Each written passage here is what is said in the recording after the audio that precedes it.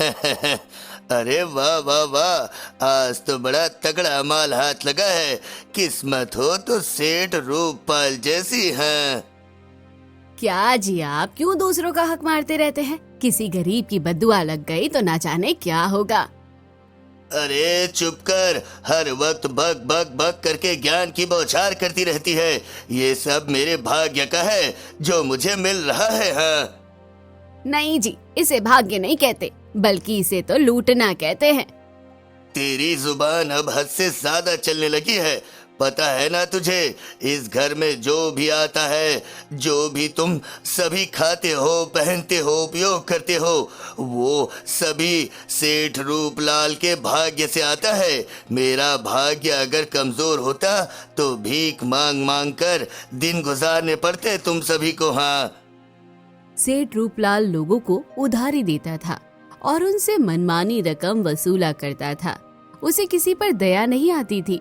उसको हमेशा यही लगता था कि ये सब उसके भाग्य का फल है। सेठ रूपलाल की 3 बेटियां थी। आज सुमन, सरोज और किरण नहीं दिख रही। कहाँ है वो तीनों? बाजार गई हैं, बस आती ही होंगी।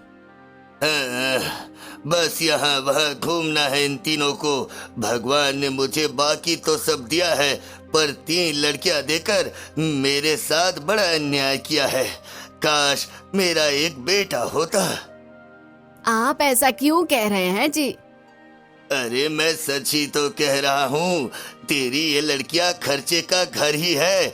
इन्हें बड़े होने तक खूब खिलाओ पिलाओ, खर्चा करो, उसके बाद शादी विवाह में भी खर्चा करो। एक घर में जितने भी लोग होते हैं, उन सभी के भाग्य का घर में आता है। पर आपको ऐसा क्यों लगता है सब आपके भाग्य से आता है? हमारे घर में सभी का भाग्य इस घर से जुड़ा हुआ है। नहीं, तेरी तीनों बेटियां सिर्फ मेरे भाग्य का खाती है, सिर्फ मेरे भाग्य का। और ये बात वो 3 भी अच्छे से जानती है। आज ही पूछता हूँ उनसे। दोनों बात ही कर रहे थे कि तीनों बेटियां बाजार से घर आ जाती हैं। हाँ, लो ये तीनों आ भी गई। जी पिताजी। आज मैं जो पूछूं सच सच बताना, ठीक है? ठीक है पिताजी। सबसे पहले सुमन, तुम बताओ। जी पिताजी, पूछिए। तुम किसके भाग्य का खाती हो? ये भी कोई पूछने वाली बात है? पिताजी, मैं तो आपके ही भाग्य का खाती हूँ। सेठ जी सुमन की बात सुनकर बहुत खुश होते हैं। शाबाश बेटी। अब सरोज बेटी, तुम बताओ, तुम किसके भाग्य का खाती हो? पिताजी, मैं भी आपके ही भाग्य का खाती हूँ। सेठ जी की खुशी का ठिकाना नहीं रहता। अब किरण बेटी, तुम्हारी बारी। तुम बताओ, तुम किसके भाग्य का खाती हो? पिताजी, मैं तो अपने भाग्य का खाती हूँ। किरण की बातें सुनकर सेठ आग बबूला हो जाता है और गुस्से से तिनमिनाते हुए कहता है, अपने भाग्य से खाती है?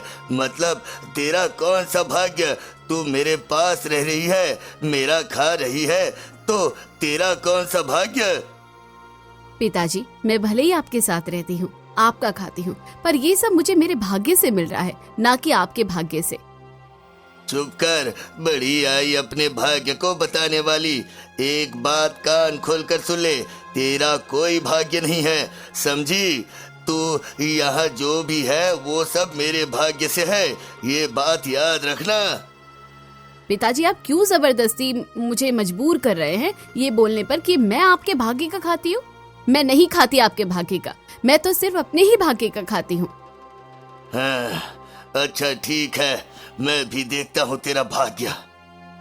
सेठ जी गुस्से में वहाँ से चले जाते हैं।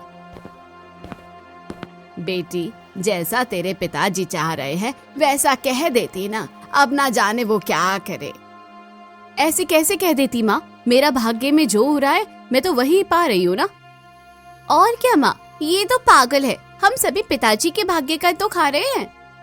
अब देखना दीदी, पिताजी इस छोटी के साथ क्या करते हैं। सेठ जी भी ज्वाला की आग में तप रहे थे। उन्हें छोटी बेटी की कही बात बर्दाश्त नहीं हो रही थी। क्या हुआ जी, आप कुछ सोच रहे हैं? हाँ, उस लड़की को मैं बताऊंगा कि आखिर भाग्य होता क्या है। बहुत इतरा रही है ना वो। ये आप क्या कह रहे हैं जी? वो आपकी छोटी बेटी है, आप उस पर गुस्सा मत होइए। हाँ, तू जा यहाँ से, मुझे कुछ नहीं सुनना। धीरे धीरे समय बीतता है और सेठ जी अपनी बड़ी लड़की सुमन की शादी एक बड़े घर में कर देते हैं। कुछ समय बाद सरोज की भी शादी एक अच्छे रईस खानदान में हो जाती है। चलो बढ़िया है, सब हो गया। हमारी दोनों बेटियां अच्छे खानदान में चली गई। अब बस छोटी बेटी का ब्याह और अच्छे घर में हो जाए तो हम दोनों गंगा नहा ले, है ना जी? तुम सही कह रही हो भाग्यवान। जल्द से जल्द मुझे किरण के लिए भी कोई रिश्ता ढूंढना होगा। ठीक है।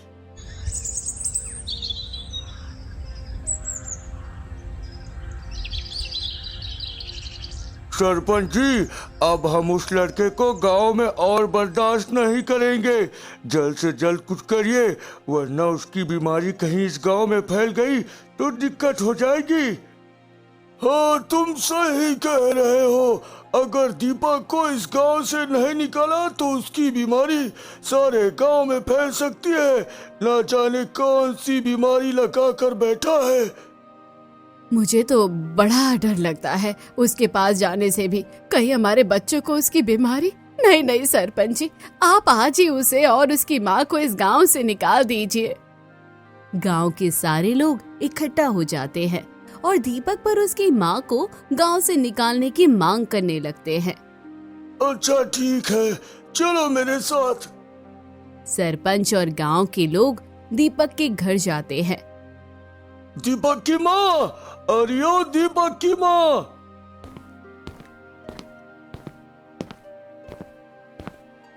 अरे सरपंच जी, आइए आइए, आप बैठिए।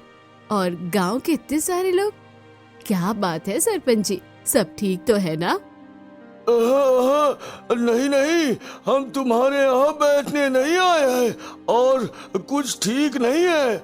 उसे ठीक करने के लिए ही हम तुम्हारे पास आए हैं। क्या बात है सरपंच जी? देखो राधा, तुम्हारे बेटे को जो बीमारी है उससे सारा गांव डरा हुआ है। गांव के लोगों को डर है कहीं तुम्हारे बेटे की बीमारी इस गांव में ना फैल जाए। ओह, तो बताइए सरपंच जी कि आपका क्या निर्णय है? क्या सोचा है गांव के सभी लोगों ने?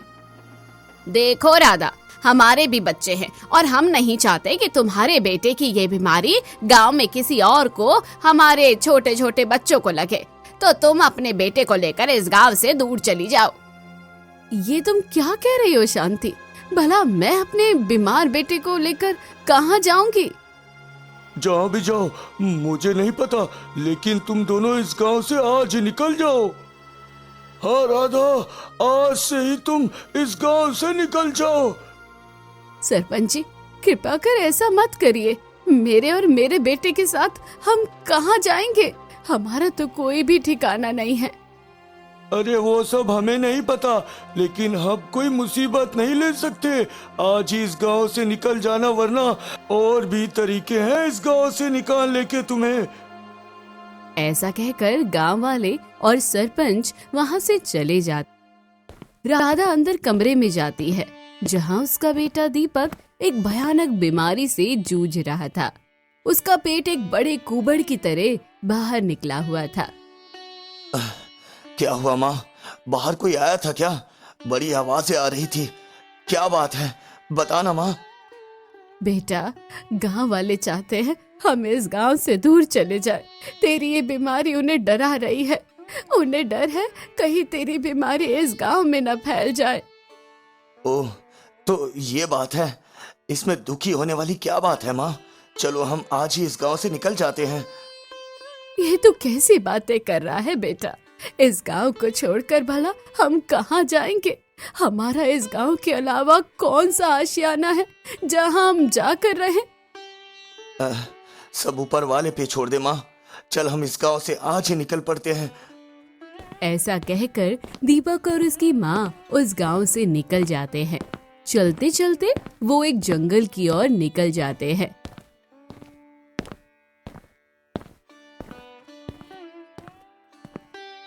माँ, अब तो मुझसे एक पल भी नहीं चला जा रहा, थकान बहुत हो गई। हाँ बेटा, मैं समझ सकती हूँ। एक तो तेरी बीमारी, ऊपर से इतनी मेहनत। आसपास देखती हूँ कहीं रहने की कोई जगह मिल जाए तो। अरे बेटे, वो देख, लगता है कोई कुटिया है। हमें वहां चलकर मदद मांगनी चाहिए। राधा और दीपक दोनों उस कुटिया के पास जाकर आवाज लगाते हैं। कोई है इस कुटिया में? अरे कोई सुन रहा है? माँ, लगता है कोई नहीं है, चल यहाँ से। रुक बेटे, मैं अंदर जाकर देखती हूँ। राधा कुटिया के अंदर जाती है और देखती है, लेकिन वहां कोई नहीं था। कुटिया ऐसी लग रही थी जैसे वर्षों से खाली पड़ी हो। बेटे, लगता है इस कुटिया में कोई नहीं रहता। हम एक काम करते हैं, इसी कुटिया में रुक जाते हैं। अगर कोई आएगा तो ठीक है, नहीं तो कोई बात नहीं। दोनों माँ बेटे उस कुटिया की साफ सफाई करने लगते हैं।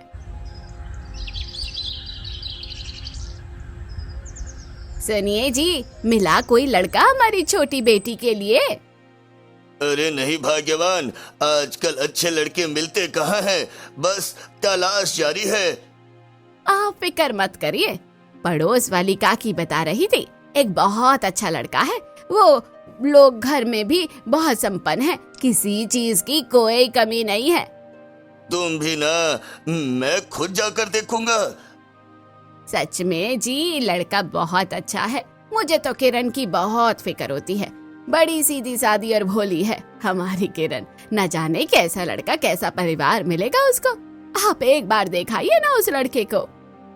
ठीक है ठीक है, जाओ मेरे लिए कुछ नाश्ता लेकर आओ, मुझे आज पड़ोस के गांव में कुछ काम है। सेठ जी नाश्ता पानी करके पड़ोस के गांव के लिए निकल पड़ता है।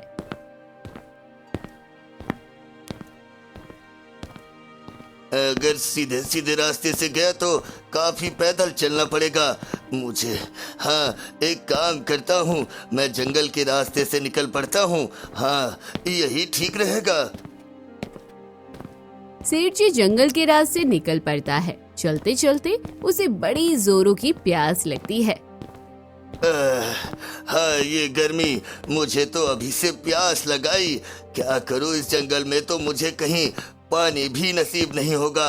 आगे चलकर देखता हूँ, मैं काश कहीं पानी मिल जाए। सेठ जब जंगल में आगे बढ़ रहा होता है, तभी उसकी नजर एक कुटिया पर पड़ती है। अरे, वो कोई औरत जान पड़ती है, पर इस जंगल में। अच्छा, खैर मुझे इससे क्या। अरे बहन सुनो।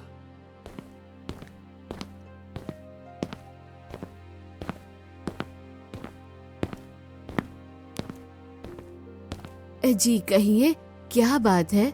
जी क्या ये कुटिया आपकी है?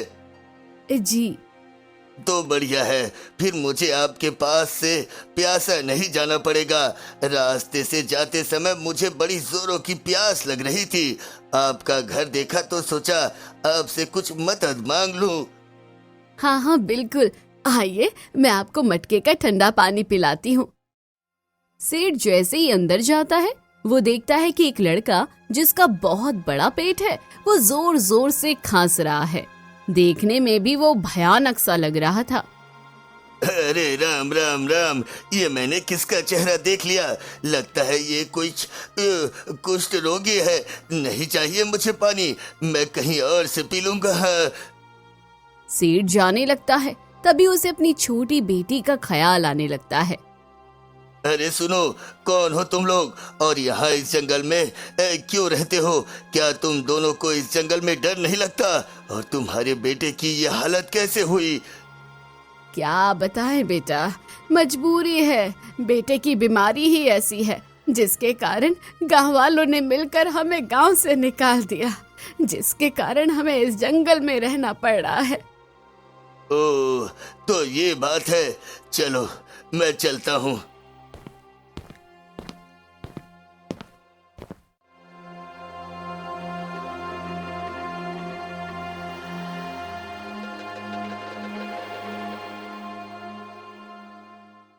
सेठ जी शाम को जब अपना सारा काम करके घर पहुंचते हैं तो अपनी पत्नी से कहते हैं, भाग्यवान, हमारी छोटी बेटी के लिए मैंने एक बहुत अच्छा लड़का देखा है जिससे शादी करने के बाद उसकी किस्मत ही चमक जाएगी। हाँ, क्या सच में?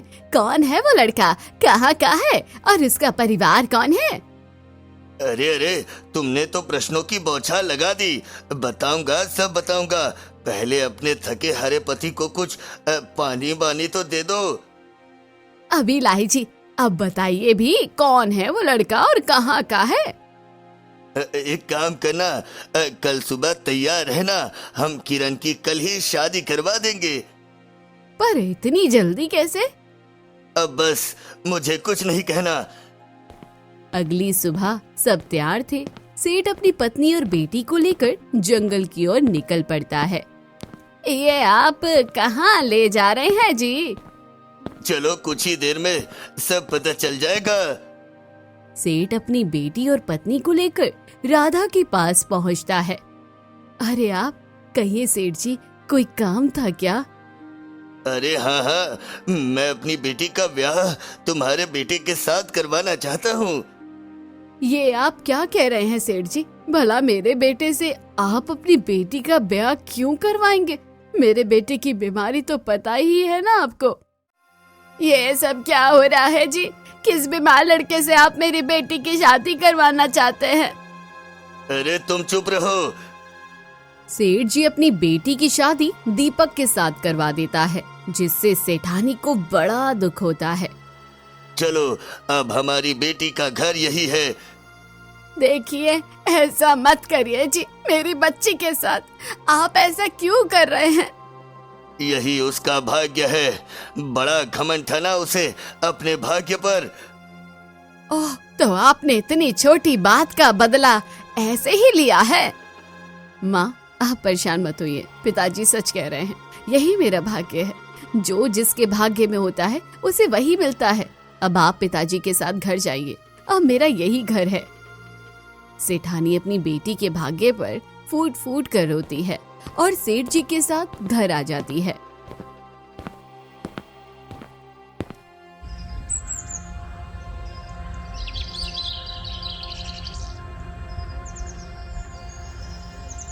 बेटी, हमें नहीं पता तेरे पिताजी ने ऐसा क्यों किया, लेकिन हम तुझे यहाँ जबरदस्ती नहीं रखेंगे। तू अगर चाहे तो तू यहाँ रह सकती है। तेरे ऊपर कोई दबाव नहीं है बेटी। क्या आप भी लोग मेरा साथ छोड़ना चाहते हैं? क्या मुझे इस कुटिया में थोड़ी जगह नहीं मिलेगी? ऐसी बात नहीं है बेटी, पर हम तेरी जिंदगी बर्बाद नहीं करना चाहते। बाकी तेरी मर्जी। ऐसा कहकर राधा वहां से चली जाती है।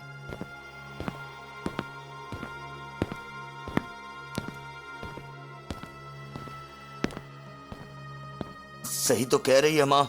तुम मेरी वजह से अपनी जिंदगी बर्बाद करना क्यों चाहती हो? अब आप मेरे पति हैं, मुझे बस इतना पता है। बस आप मुझे ये बताइए कि आपको ये बीमारी कैसे हुई? एक समय की बात है, जब मैं जंगल में लकड़ियां लेने गया हुआ था, तभी मुझे नींद आ गई और मैं एक बरगद के पेड़ के नीचे सो गया।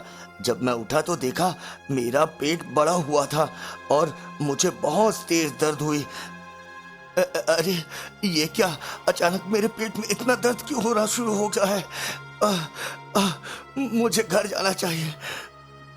जैसे ही दीपक घर जाने लगता है, कुछ दूर पर बैठी एक चिड़िया ये सब देख रही होती है। दीपक करा करा कर आगे बढ़ रहा होता है। ज्यादा तकलीफ हो रही है क्या? तुम कौन हो? मेरा छोड़ो, तुम अपना बताओ। हाँ, मुझे बहुत तकलीफ हो रही है। ना जाने अचानक मेरे साथ ये सब कैसे हो गया। मेरा तो पेट भी अचानक से बढ़ गया, लेकिन ये सब कैसे हुआ मुझे कुछ समझ नहीं आ रहा। मुझे पता है कि ये सब तुम्हारे साथ क्या हो रहा है। क्या तुम जानती हो तो बताओ मुझे, कैसे इस तकलीफ से मुक्ति मिलेगी? तुम्हें उस बरगद के पेड़ के नीचे नहीं बैठना चाहिए था। क्यों?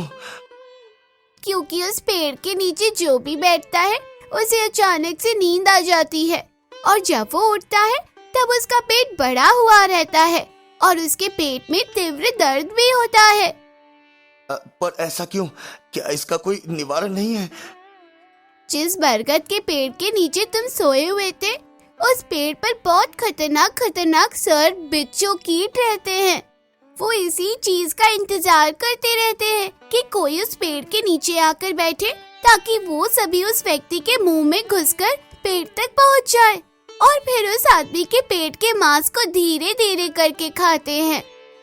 ओह, मतलब मेरे पेट में सर्प, बिच्छू और कीड़े मकोड़े हैं। हाँ, इसका मतलब कि अब मैं कभी ठीक नहीं हो सकता।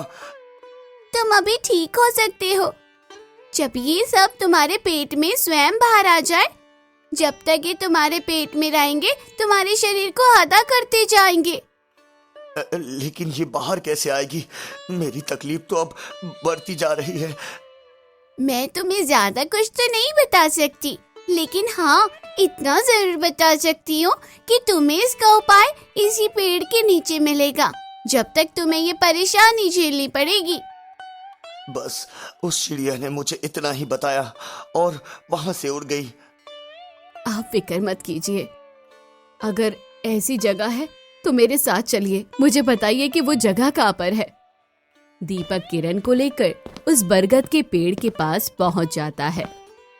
वो रहा बरगद का पेड़, जिसके नीचे मैं सोया हुआ था। बाद में मेरे साथ ये सब हुआ।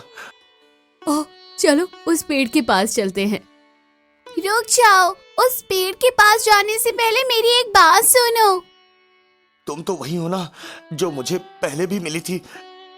हाँ, मैं वही हूँ। ठीक है, तुम मुझे बताओ मेरे पति की हालत कैसे ठीक होगी? तुम्हारे पति के पेट में सांप, बिच्छू, कीड़े मकोड़े भरे हुए हैं। उन्हीं के कारण उसके हालात दिनों दिन खराब होते जा रहे हैं।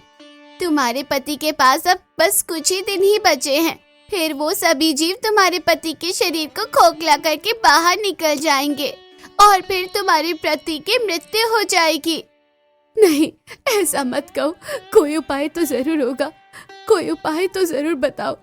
मैं वो सब करूंगी जिससे मेरे पति ठीक हो जाए।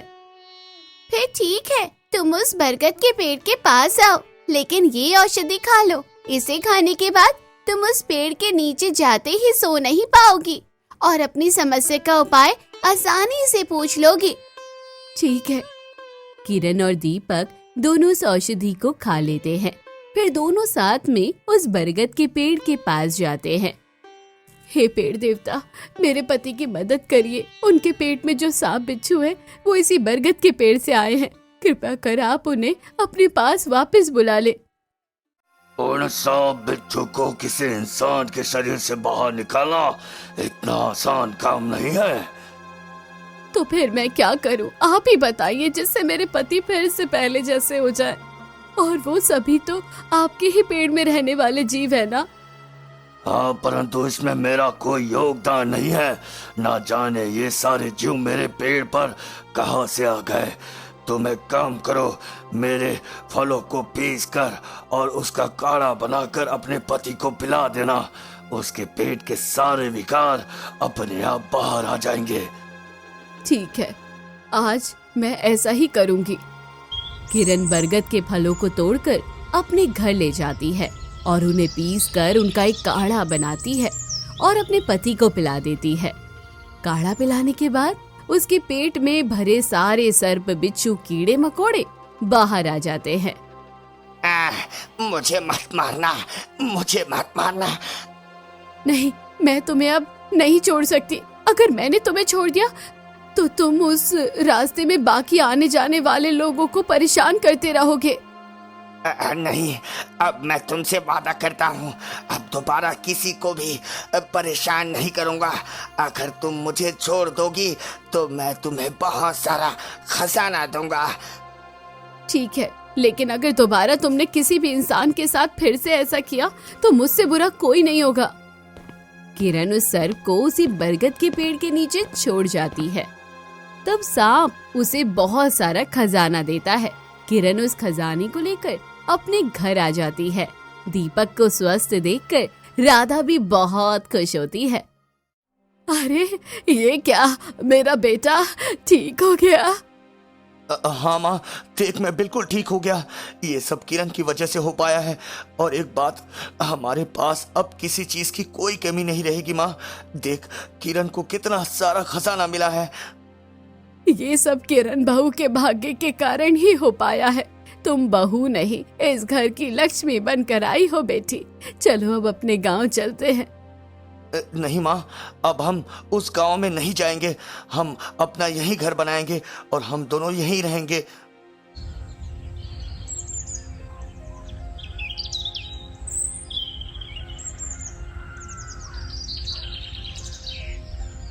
कुछ ही दिनों में दीपक अपना एक बहुत बड़ा आलीशान घर बनवा लेता है। उसे अब किसी चीज की कोई कमी नहीं होती। वहीं दूसरी तरफ और सेठ जी की स्थिति बेकार होती जाती है। सेठ खाने खाने को मोहताज हो जाते हैं। न जाने मेरे घर को ये किसकी नजर लग गई। मेरी स्थिति तो गरीबों वाली हो गई। हम क्या करें सेठानी? अब हम क्या कर सकते हैं जी? अगर ऐसा ही चलता रहा तो एक दिन हमें भूखे मरना होगा। एक काम करते हैं, सुमन के पास चलकर उससे कुछ मदद मांगते हैं। उसके घर में किसी चीज की कोई कमी नहीं है। हाँ भाग्यवान, सही कह रही हो। तुम चलो। सेठ और सेठानी दोनों अपनी बेटी के घर जाते हैं। अरे पिताजी, माँ, आप दोनों यहाँ, और आप दोनों ने ये अपना क्या हाल बनाया हुआ है? क्या बताए बेटी, हमारा जीवन अचानक से क्या हो गया। हम कंगाल हो गए हैं। हमारे पास खाने तक को भी कुछ नहीं बचा। कोई बात नहीं पिताजी, मैं किस काम आऊंगी। आप मेरे यहाँ आराम से रहिए। सेठ सेठानी अपनी बड़ी बेटी के यहाँ रहने लगते हैं। लेकिन कुछ दिनों बाद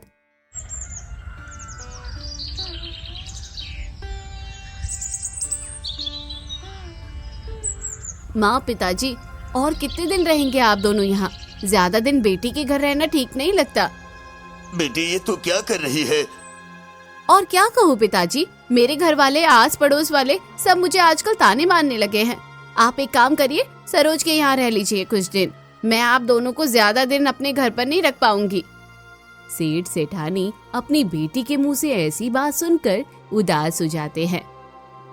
तू सही कह रही है बेटी, हमें यहाँ ज्यादा दिन नहीं ठहरना चाहिए। चलिए जी, अब हम यहाँ से चलते हैं। अब हम कहाँ जाएंगे जी? भाग्यवान, अभी हमारी मछली बेटी है। तुम फिक्र मत करो, वो हमारी मदद जरूर करेगी। दोनों अपनी मंझली बेटी सरोज के घर जाते हैं, लेकिन वहाँ से भी उन्हें मायूस होकर लौटना पड़ता है। क्या फायदा हमारी अपनी बेटियों की शादी इतने बड़े बड़े घरों में कराने का। आज मुसीबत में ही हमारी बेटियां हमारे साथ नहीं है। अब हम क्या से क्या हो जाए, कोई रास्ता नजर नहीं आ रहा है। एक काम करते हैं जी, किरण के घर चलते हैं। अरे ये तुम क्या कह रही हो भाग्यवान? किरण के घर? तुम्हें पता है ना हमने उसका विवाह कैसी जगह किया था। वो खुद इतने गरीब है, हमें क्या खिलाएंगे। नहीं नहीं, हम खुद अपना आसरा खोज लेंगे। धीरे धीरे समय व्यतीत होता है और सेठ सेठानी की भीख मांगने की नौबत आ जाती है।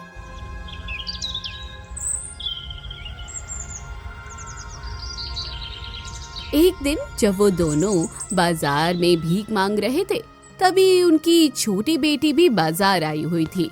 उसकी नजर जैसे ही अपने माता पिता पर पड़ती है,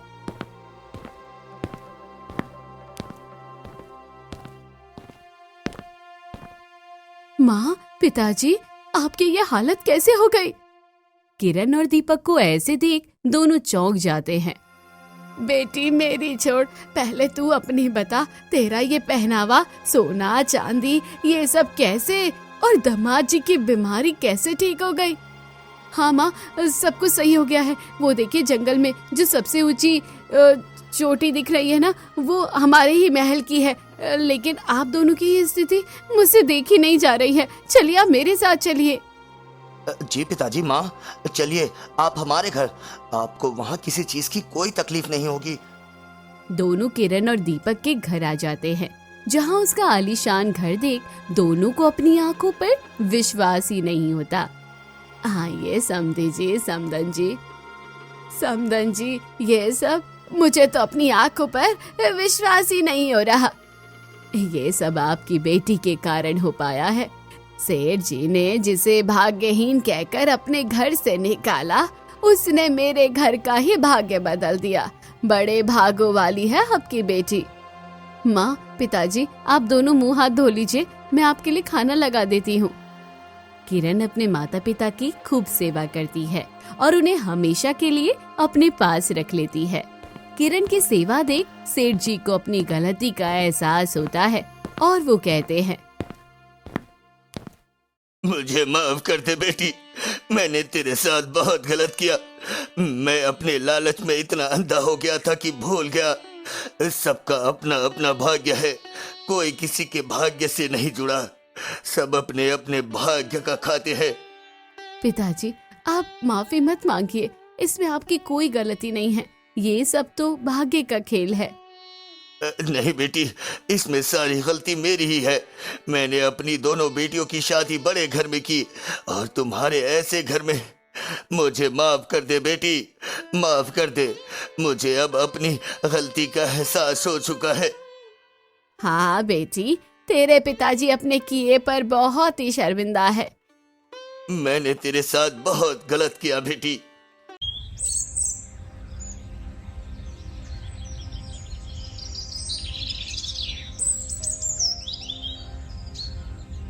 कुछ दिन बीत जाते हैं और फिर एक दिन। सेठानी, अब हमें यहाँ से चलना चाहिए। काफी दिन हो गए हैं, बेटी के घर ज्यादा दिन नहीं रहना चाहिए। आप सही कह रहे हैं जी, पर हम जाएंगे कहाँ? मेरे कर्मों का दंड तुम्हें भुगतना पड़ रहा है। अब जहाँ ईश्वर ले जाएंगे वहीं चलते हैं, पर बेटी के यहाँ ज्यादा दिन तक ठहरना सही नहीं रहेगा। सेठ और सेठानी जी जब बातें कर रहे होते हैं, तभी उनकी बात दीपक और किरण दोनों सुन लेते हैं। अपने माता पिता की हालत देख किरण की आंखों में आंसू आ जाते हैं। अरे अरे, ये क्या किरण, तुम रो रही हो? मेरे माता पिता की हालत देखकर मुझे बहुत बुरा लग रहा है। मुझसे उनकी हालत नहीं देखी जा रही। क्या तुम्हें मेरे ऊपर विश्वास नहीं? तुम्हारे माता पिता मेरे माता पिता है और आज जिस स्थिति में वो है, हमारा फर्ज बनता है कि हम उसकी मदद करें। पर मैं नहीं चाहती कि वो इस घर में घुट घुट कर ये सोचकर रहे कि वो उनकी बेटी का घर है। यहाँ रहना ठीक नहीं। मैं समझ सकता हूँ किरण, ठीक है, मैं कोई उपाय ढूंढता हूँ। आज्ञा किस लिए समदन जी? बहुत समय हो गया आपके यहाँ रुके रुके, अब हमें यहाँ से जाने की आज्ञा दीजिए। माँ, पिताजी, ठीक है, आप अगर जाना ही चाहते हैं तो हम आपको नहीं रोक सकते। आपको भी हमारी एक बात माननी पड़ेगी। लेकिन वो भला क्या बेटा? अब आप सीधे पुराने वाले घर पर जाइएगा। पर वो तो हमें पता है पिताजी, अब वो घर आपसे छिन चुका था, लेकिन अब वो घर फिर से आपका इंतजार कर रहा है। हमने आपका सारा कर्ज चुका दिया है, अब आपको फिक्र करने की कोई जरूरत नहीं। क्या?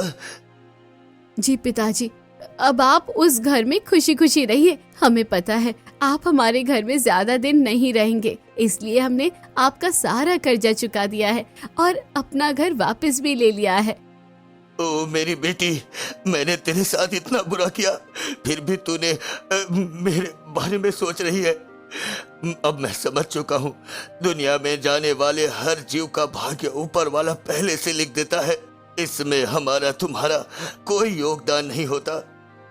किरण और दीपक दोनों मिलकर अपने माता पिता को उनके घर छोड़ने आते हैं।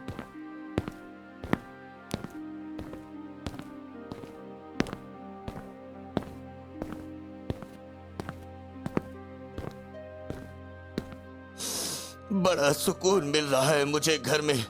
मैंने तो आस ही छोड़ दी थी कि अब मुझे मेरा घर मिल भी पाएगा कि नहीं, लेकिन तुम दोनों की वजह से आज मैं और मेरी पत्नी हमारे घर फिर से वापस आ गए हैं।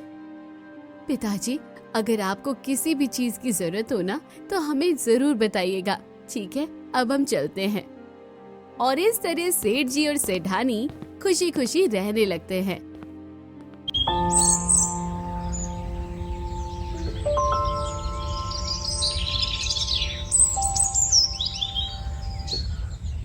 रामपुर नाम का एक गांव था जहाँ हरिनाथ अपनी पत्नी और 2 बेटियों के साथ रहा करता था। एक बेटी पूजा और दूसरी राधा। हरिनाथ की पहली पत्नी की बेटी थी पूजा और दूसरी की राधा। पूजा की माँ की मृत्यु के बाद शांता ने शादी की। मेरी जिंदगी खेतों में ही बीतती है, लेकिन मुझे कोई शिकायत नहीं, क्योंकि यही मेहनत मेरे परिवार का सहारा है और यही मेरी सबसे बड़ी जिम्मेदारी है। जिम्मेदारी अपनी जगह ठीक है, लेकिन घर में भी फर्क समझना चाहिए। हर किसी को बराबर रखना हमेशा सही नहीं होता है। कुछ लोग ज्यादा ध्यान के लायक होते हैं। पिताजी, आप चिंता मत कीजिए, मैं आपके साथ हूँ और खेतों में आपका हाथ बटाऊंगी ताकि आपका बोझ थोड़ा हल्का हो सके और घर भी संभालूंगी। मुझे समझ नहीं आता कि इतनी सुबह उठकर इतना काम करने की क्या जरूरत है, जब आराम से भी जिंदगी जी जा सकती है और सब कुछ ठीक चल सकता है। घर के अंदर दोनों बहनों के बीच फर्क साफ दिखता था। जहाँ पूजा जिम्मेदारी निभाती थी, वहीं राधा आराम पसंद की जिंदगी जीती थी और शांता का झुकाव हमेशा अपनी बेटी की ओर रहता था। राधा, तुम ज्यादा मत किया करो, तुम्हें आराम की जरूरत है, क्योंकि तुम घर की इज्जत हो और तुम्हें संभाल कर रखना ज्यादा जरूरी है। माँ, मैं भी तो इस घर का हिस्सा हूँ। अगर मैं काम करती हूँ तो क्या मुझे थोड़ा सा प्यार और अपनापन नहीं मिल सकता जैसा राधा को मिलता है? हर किसी की किस्मत अलग होती है। पूजा, तुम्हें जितना मिला है उसी में खुश रहना सीखो और ज्यादा उम्मीद रखना ठीक नहीं होता हमेशा। दीदी, आप इतनी मेहनत क्यों करती हो? थोड़ा आराम भी कर लिया करो। वैसे भी लोग सुंदरता और आराम को ज्यादा पसंद करते हैं, मेहनत को नहीं।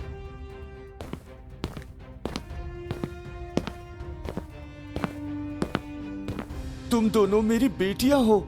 मैं चाहता हूँ कि तुम दोनों बराबर रहो, लेकिन घर का माहौल कभी कभी मुझे मजबूर कर देता है चुप रहने के लिए। गांव के लोग भी इस फर्क को महसूस करते थे।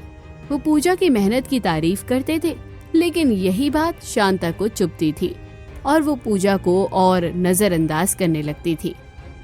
अरे हरिनाथ, तुम्हारी बड़ी बेटी पूजा तो सच में बेटे जैसी है। वो जितनी मेहनत करती है उतने तो कोई लड़का भी नहीं कर पाता इस गांव में। हाँ,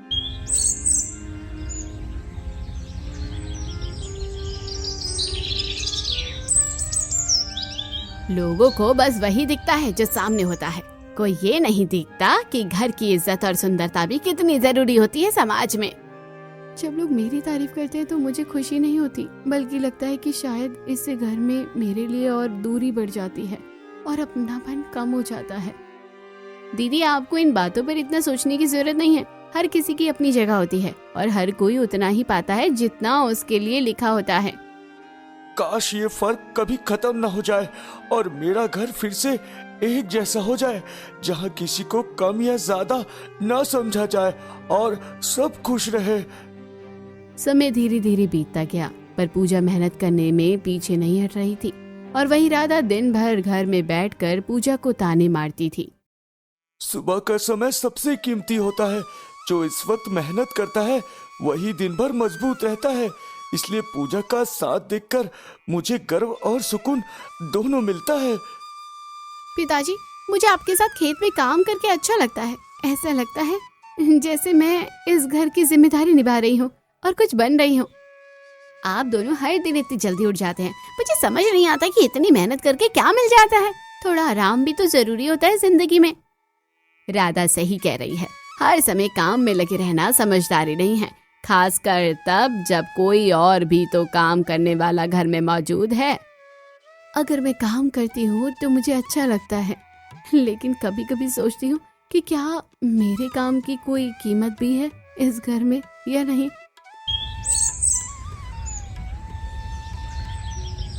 गांव के लोग जब भी घर आते हैं वो पूजा की मेहनत की सराहना करते हैं, लेकिन यही बात शांता को चुभती थी और वो हर बार किसी न किसी तरह पूजा को कम दिखाने की कोशिश करती थी। हरिनाथ, तुम्हारी बड़ी बेटी पूजा तो सच में बहुत मेहनती है। आज के समय में ऐसी लगन बहुत कम में देखने मिलती है और ये बहुत बड़ी बात है। हाँ, मेहनत ही सब कुछ नहीं होती है, इंसान को अपना ध्यान भी रखना चाहिए। सिर्फ काम करने से कोई बड़ा नहीं बन जाता, और भी कई बातें जरूरी होती है। मुझे तो लगता है कि जिंदगी को आराम से जीना चाहिए। हर समय काम करते रहना कोई समझदारी नहीं होती है। थोड़ा आनंद लेना भी जरूरी होता है। जब लोग मेरी तारीफ करते हैं तो मुझे अच्छा नहीं लगता, क्योंकि इसके बाद घर में मेरे लिए बातें और मुश्किल हो जाती है और मैं और चुप हो जाती हूँ। लोग जो देखते हैं वही कहते हैं, लेकिन काश घर के अंदर भी वही नजरिया होता तो शायद मेरे घर में इतनी दूरी और चुप्पी ना होती।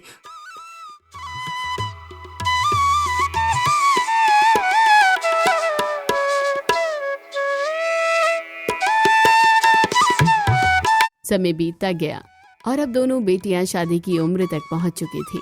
घर में उनकी शादी को लेकर बातें शुरू हो गई थी और माहौल धीरे धीरे बदलने लगा था। अब समय आ गया है कि राधा के लिए एक अच्छा रिश्ता देखा जाए, क्योंकि मैं चाहती हूँ कि वो ऐसे घर में जाए जहाँ उसे कभी कोई तकलीफ ना हो। माँ, मुझे तो अब ये सोचकर अच्छा लग रहा है कि मेरी शादी किसी बड़े घर में हो और मुझे हमेशा आराम और खुशहाली मिले। बेटी की शादी सबसे बड़ी जिम्मेदारी होती है और मैं चाहता हूँ कि तुम दोनों को अच्छा घर मिले जहाँ तुम्हें सम्मान और समझ मिले। पिताजी, मैं आपके फैसले पर भरोसा करती हूँ। आप जो भी करेंगे मेरे लिए अच्छा ही होगा। मुझे किसी चीज की कोई शिकायत नहीं है। पूजा, तुम्हारे लिए भी रिश्ता देख लेंगे, लेकिन पहले राधा की बात जरूरी है, क्योंकि अच्छे मौके बार बार नहीं आते। कुछ ही समय में राधा के लिए एक अमीर घर का रिश्ता आया, जहाँ लड़का अर्जुन एक बड़े किसान का बेटा था और उसके पास बहुत जमीन और साधन थे। ये रिश्ता बहुत अच्छा है। अर्जुन के पास जमीन है, बैल है, मजदूर है और सबसे बड़ी बात यह है कि राधा को वहाँ कोई कमी नहीं होगी। माँ, ये तो बहुत अच्छा है। मैं तो हमेशा से चाहती थी कि मेरी शादी ऐसे घर में हो जहाँ मुझे मेहनत न करनी पड़े और सब कुछ पहले से हो। रिश्ता अच्छा है, लेकिन मैं ये भी चाहता हूँ कि जहाँ बेटी जाए वहाँ उसे प्यार और सम्मान भी मिले। सिर्फ धन से सब कुछ नहीं होता। दीदी, तुम बहुत खुश लग रही हो। मुझे लग रहा है कि तुम्हारी शादी इतने अच्छे घर में हो रही है। भगवान तुम्हें हमेशा खुश रखे। देखा राधा, मैंने कहा था ना कि तुम्हारे लिए सबसे अच्छा ही मिलेगा। अब पूरी तैयारी करनी होगी ताकि शादी में कोई कमी ना रहे। राधा की शादी धूमधाम से हुई और पूरे गांव में उसकी चर्चा होने लगी। हर तरफ खुशियों का माहौल था और शांता गर्व से भरी हुई थी। राधा की शादी तो बहुत शानदार हुई है। इतना बड़ा इंतजाम हमने कभी नहीं देखा। सच में उसकी किस्मत बहुत अच्छी है। मैंने हमेशा अपनी बेटी के लिए अच्छा ही सोचा था और आज वो सपना पूरा हो गया। अब मुझे किसी बात की चिंता नहीं है। मुझे सच में ऐसा लग रहा है जैसे मेरी जिंदगी एक नई शुरुआत कर रही है, जहाँ सब कुछ मेरे मन के अनुसार होगा। बेटी की खुशी यही मेरी सबसे बड़ी खुशी है।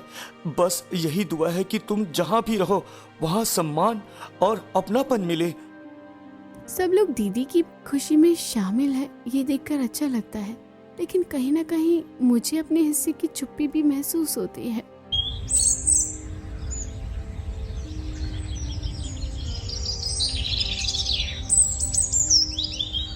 राधा की शादी के बाद जल्द ही पूजा की शादी भी तय कर दी गई है, लेकिन इस बार ना कोई धूमधाम था, ना कोई खास तैयारी, बस एक साधारण सा फैसला था। पूजा के लिए एक रिश्ता आया है। लड़का दीपक है, वो गरीब किसान का बेटा है, लेकिन ठीक है, अब ज्यादा इंतजार करने का कोई फायदा नहीं है। दीपक मेहनती लड़का है, भले ही उसके पास जमीन कम है, लेकिन वो ईमानदार है और मुझे लगता है वो पूजा को समझेगा। मुझे किसी भी तरह की कोई शिकायत नहीं है पिताजी। मैं आपके फैसले से खुश हूँ और जहाँ भी जाऊंगी वहाँ अपना कर्तव्य निभाऊंगी। दीदी, तुम्हें भी अब अपने नए घर में खुश रहना चाहिए। जिंदगी जैसी भी हो उसे अपनाना ही समझदारी होती है। शादी साधारण ही होगी, ज्यादा खर्च करने की जरूरत नहीं है, क्योंकि हर किसी के लिए एक जैसा इंतजाम करना जरूरी नहीं होता। पूजा की शादी सादगी से संपन्न हुई, बिना किसी शोर और दिखावे के। वो अपने नए घर में चली गई, जहाँ उसकी जिंदगी अब एक नए संघर्ष और जिम्मेदारियों के साथ शुरू होने वाली थी। मैं इस घर को पूरी ईमानदारी से अपनाऊंगी और अपनी जिम्मेदारियों को निभाऊंगी। चाहे हालात कैसे भी हो, मैं पीछे नहीं हटूंगी। मेरे पास ज्यादा कुछ नहीं है, लेकिन मैं मेहनत करने में विश्वास रखता हूँ। अगर तुम मेरा साथ दोगी तो हम मिलकर अपनी जिंदगी बेहतर बना सकते हैं। मुझे किसी अमीरी की जरूरत नहीं है, बस आपका साथ और सम्मान ही मेरे लिए सबसे बड़ी चीज है और मैं हर हाल में आपका साथ दूंगी। दूसरी ओर राधा अपनी नई जिंदगी में पूरी तरह आराम और सुख से जी रही थी, जहाँ उसे किसी भी प्रकार की मेहनत करने की जरूरत नहीं पड़ती थी।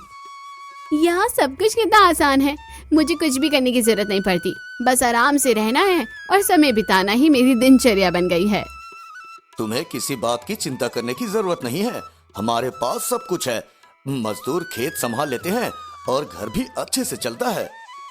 मुझे हमेशा से ऐसी जिंदगी चाहिए थी, जहाँ मुझे मेहनत ना करनी पड़े और हर चीज आसानी से मिल जाए। तुम घर की बहू हो, तुम्हें बस घर की देखभाल करनी है, बाकी काम के लिए लोग हैं। खुद को ज्यादा परेशान मत किया करो। सच कहूँ तो अब मुझे समझ आता है कि आराम ही सबसे बड़ी खुशी है, मेहनत करने की कोई जरूरत नहीं है। उधर पूजा और दीपक की जिंदगी संघर्षों से भरी हुई थी, लेकिन दोनों एक दूसरे का साथ निभाते हुए हर मुश्किल का सामना करने के लिए तैयार थे। हमारा खेत छोटा है, लेकिन अगर हम पूरी मेहनत करेंगे तो एक दिन यही खेत हमारी सबसे बड़ी ताकत बन सकता है। मैं हर हाल में आपका साथ दूंगी, चाहे धूप हो या बारिश, ठंड हो या गर्मी, मैं आपके साथ खड़ी रहूंगी, क्योंकि यही मेरा कर्तव्य है। तुम्हारा ये साथ ही मेरी सबसे बड़ी ताकत है। अगर तुम साथ हो तो मुझे किसी भी मुश्किल से डर नहीं लगता। हम दोनों मिलकर मेहनत करेंगे और एक दिन ऐसा जरूर आएगा जब हमारा खेत भी लहराएगा और हमारी जिंदगी बदल जाएगी। मेहनत का फल देर से मिलता है, लेकिन जब मिलता है तो वो सबसे ज्यादा सच्चा और संतोष देने वाला होता है।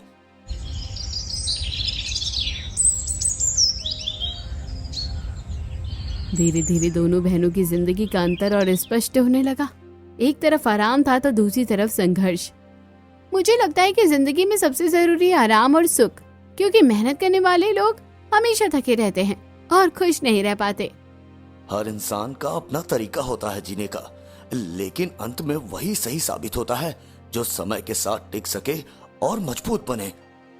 समय तेजी से आगे बढ़ने लगता है और अब दोनों बहनों की जिंदगी अपने अपने रास्ते पर अलग अलग दिखाई देने लगी।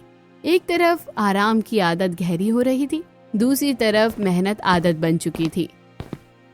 अब तो मुझे काम करने की आदत ही नहीं रही। दिन भर आराम करना और अच्छे कपड़े पहनना तो मेरी जिंदगी बन गई है और मुझे यही सबसे सही लगता है।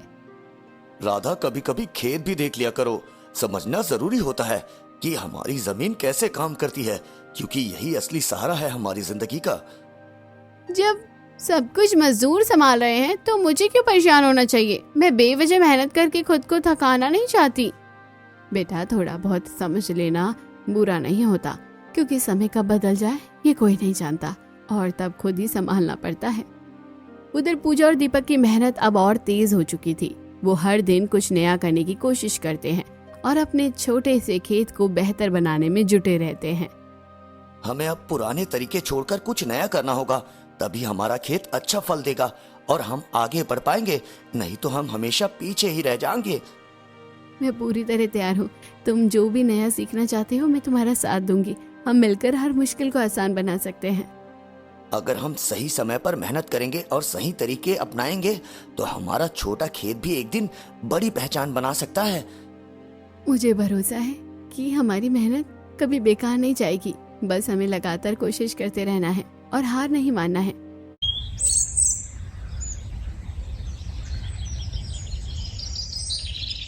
धीरे धीरे मेहनत का असर दिखने लगा। जहाँ पहले खेत सूखा और कमजोर था, अब वहाँ हरियाली नजर आने लगी और उम्मीद की किरण साफ दिखाई देने लगी। देखो पूजा, ये फसल पहले से कितनी अच्छी लग रही है। मुझे लग रहा है कि इस बार हमारी मेहनत सच में रंग ला रही है।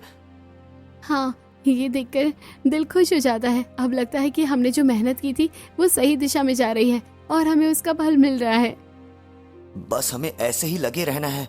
अगर हम रुक गए तो सब फिर से पहले जैसा हो सकता है, इसलिए हमें लगातार मेहनत करनी होगी। मैं कभी पीछे नहीं हटूंगी। अब ये खेत सिर्फ जमीन नहीं बल्कि हमारी उम्मीद और हमारी पहचान बन चुका है। इधर राधा की जिंदगी अभी भी आराम से चल रही थी, लेकिन धीरे धीरे उसके घर की स्थिति में छोटे छोटे बदलाव आने लगे, जिन्हें वो नजरअंदाज करती रही। इस बार मजदूर समय पर नहीं आए और सब कुछ काम अधूरा रह गया है। अगर ऐसा ही चलता रहा तो फसल पर असर पड़ सकता है। 1-2 दिन की तो बात है, सब ठीक हो जाएगा। मुझे नहीं लगता कि इससे कोई बड़ा फर्क पड़ेगा, इसलिए ज्यादा चिंता करने की जरूरत नहीं है। बेटी, छोटे बदलाव ही आगे चलकर बड़ी परेशानी बनते हैं, इसलिए उन्हें सही समय पर समझना जरूरी होता है, नहीं तो संभालना मुश्किल हो जाता है। आप लोग बेवजह चिंता करते हैं, सब कुछ पहले जैसा ही रहेगा। मुझे नहीं लगता कि कोई खास परेशानी आने वाली है। वक्त अब तेजी से करवट लेने लगा, जहाँ पूजा और दीपक की मेहनत रंग ला रही थी। अब हमारी फसल पहले से काफी बेहतर हो गई है। अगर हम ऐसे ही लगे रहें तो आने वाले समय में हमारी हालत पूरी तरह बदल सकती है। हाँ, अब लगता है हमारी मेहनत सच में सही दिशा में जा रही है। हर दिन कुछ नया सीखकर आगे बढ़ना ही हमारी सबसे बड़ी ताकत बन गई है। हमने जो नए तरीके अपनाए हैं उनका असर साफ दिख रहा है। अब हमें उन्हें और अच्छे से समझना होगा ताकि हम और आगे बढ़ सके। अब ये खेत सिर्फ मेहनत नहीं बल्कि हमारी उम्मीद और हमारी पहचान बन चुका है, और मैं इसे कभी कमजोर नहीं होने दूंगी। मजदूर लगातार काम छोड़ते जा रहे हैं और खेत का काम रुकता जा रहा है। अगर ऐसा ही चलता रहा तो इस बार फसल खराब हो सकती है। इतनी छोटी सी बात में परेशान होने की क्या जरूरत है? कुछ मजदूर चले गए तो क्या हुआ, नहीं आ जाएंगे, सब कुछ पहले जैसा हो जाएगा। बेटी, ये छोटी बात नहीं है, खेत को संभालना बहुत जरूरी होता है। अगर समय पर ध्यान ना दिया जाए तो नुकसान बड़ा हो जाता है। आप लोग हर बात को बड़ा बना देते हैं, मुझे नहीं लगता कि इतना सोचने की जरूरत है, सब ठीक हो जाएगा।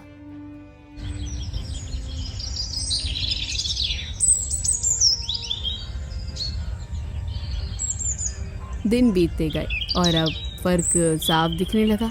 एक तरफ पूजा का खेत हरियाली से भर गया और दूसरी तरफ राधा के खेत में सूखापन बढ़ता जा रहा था। पूजा, इस बार की फसल देखकर दिल खुश हो गया।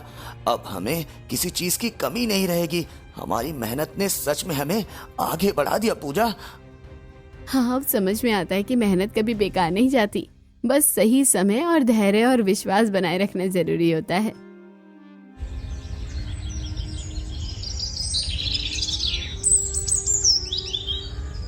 इस बार फसल पहले से बहुत कमजोर है।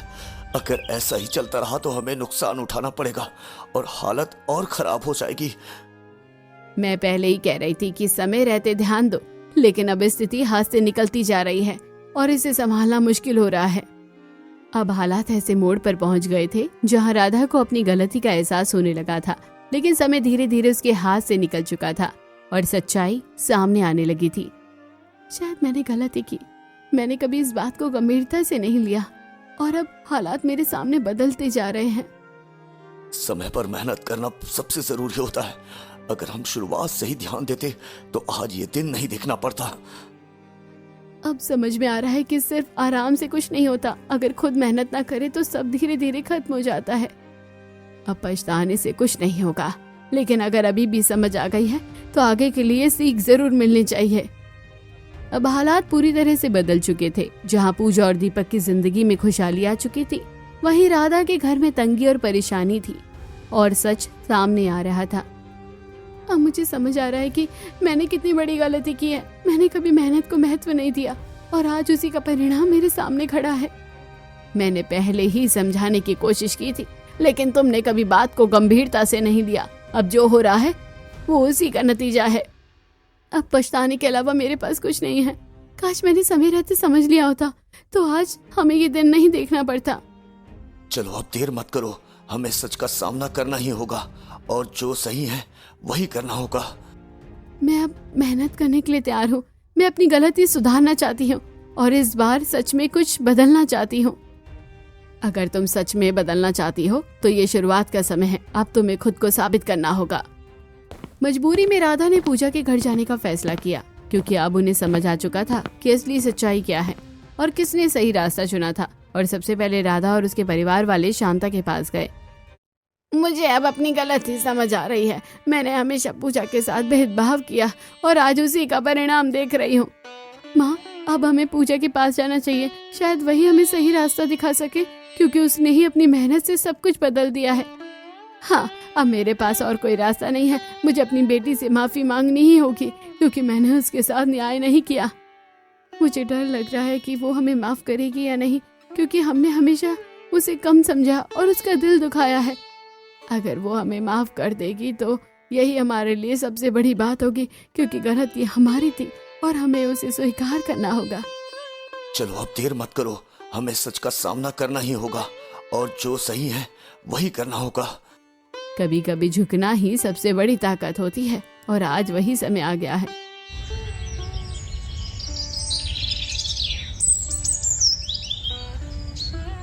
जब राधा और शांता पूजा के घर पहुंचे तो उन्होंने देखा कि छोटा सा घर होने के बावजूद वहां सुकून और सम्मान था और मेहनत की चमक साफ दिखाई दे रही थी।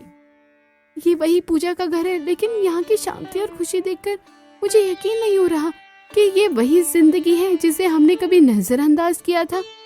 मैंने कभी नहीं सोचा था कि पूजा इतनी खुश और सम्मान से जी रही होगी। ये सब देखकर मेरा दिल भर आया। आप लोग अंदर आइए। ये घर छोटा जरूर है, लेकिन दिल से स्वागत है। यहाँ हर किसी के लिए जगह है।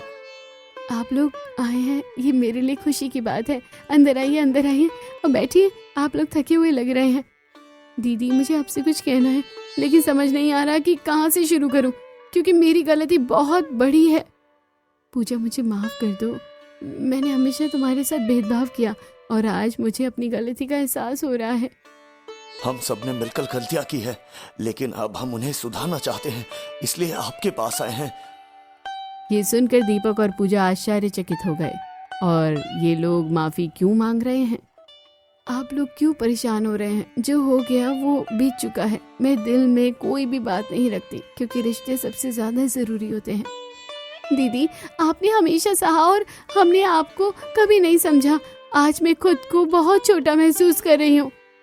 बेटी, मैंने तुम्हारे साथ बहुत अन्याय किया है, लेकिन आज मैं सच में माफी मांगती हूँ और चाहती हूँ कि तुम मुझे माफ कर दो। गलती हर इंसान से होती है, लेकिन उसे मान लेना सबसे बड़ी बात होती है, और आज आप लोगों ने वही किया है। हमें भी समझ आ गया है कि असली ताकत मेहनत और एकता में होती है, ना कि सिर्फ आराम और दिखावे में। अगर हम सब मिलकर आगे बढ़े तो सब कुछ ठीक हो सकता है, क्योंकि परिवार साथ हो तो हर मुश्किल आसान हो जाती है। आज से मैं भी मेहनत का महत्व समझ गई हूँ और अब मैं अपने जीवन को सही दिशा में ले जाना चाहती हूँ। उस दिन के बाद सब कुछ बदलने लगा था। जहाँ पहले दूरी और भेदभाव था, अब वहाँ समझ और अपनापन लौटने लगा था। परिवार धीरे धीरे फिर से एक होने की ओर बढ़ रहा था।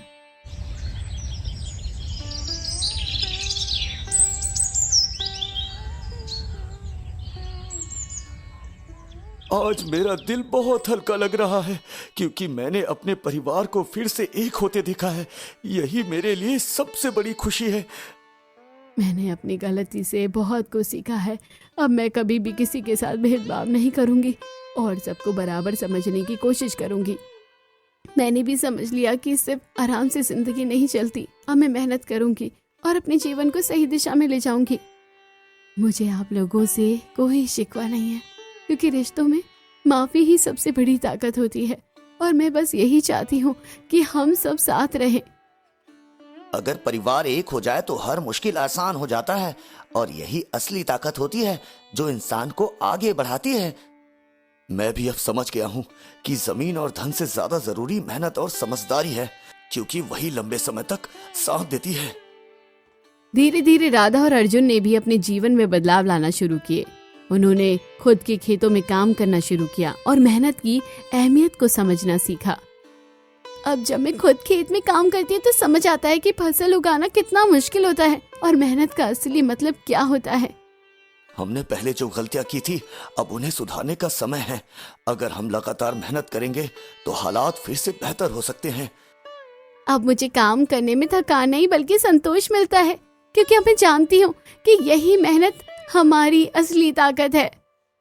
मुझे तुम दोनों पर गर्व है, क्योंकि तुमने अपनी गलती से सीख ली और अब सही रास्ते पर चलने की कोशिश कर रहे हो। अब हम हर काम सोच समझ कर करेंगे, ताकि आगे चलकर कोई परेशानी ना आए और हमारी मेहनत बेकार ना जाए।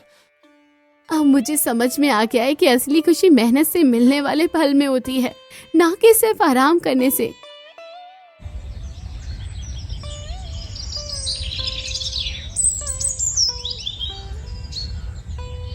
पूजा और दीपक का छोटा सा घर अब पूरे परिवार के लिए सीख बन चुका था, जहाँ सादगी थी लेकिन सच्ची खुशी और सम्मान भी था, जो सबसे बड़ी दौलत थी। मुझे अब समझ आ गया है कि असली अमीरी जमीन या धन में नहीं, बल्कि उस संतोष में होती है जो मेहनत और सच्चाई से मिलता है। मैंने हमेशा बाहरी चीजों को महत्व दिया, लेकिन आज मुझे एहसास हुआ कि दिल की अच्छाई ही इंसान को सच्चा बनाती है। दीदी, तुमने बिना कुछ कहे हमें सबसे बड़ी सीख दी। अब मैं हमेशा इस बात को याद रखूंगी और अपने जीवन में अपनाऊंगी भी। मैंने सिर्फ अपना कर्तव्य निभाया है। अगर मेरी वजह से आप सभी को सीख मिली तो यही मेरे लिए सबसे बड़ी खुशी है। मेहनत कभी धोखा नहीं देती, बस हमें धैर्य रखना होता है और सही समय का इंतजार करना होता है, तभी उसका फल मिलता है। अब मैं भी अपने खेत को मेहनत से संभालूंगा और उसे बेहतर बनाऊंगा, क्योंकि यही हमारी असली सहारा है। आज ये छोटा सा घर होते हुए भी सबसे बड़ा लग रहा है, क्योंकि यहाँ सच्चाई और प्यार है।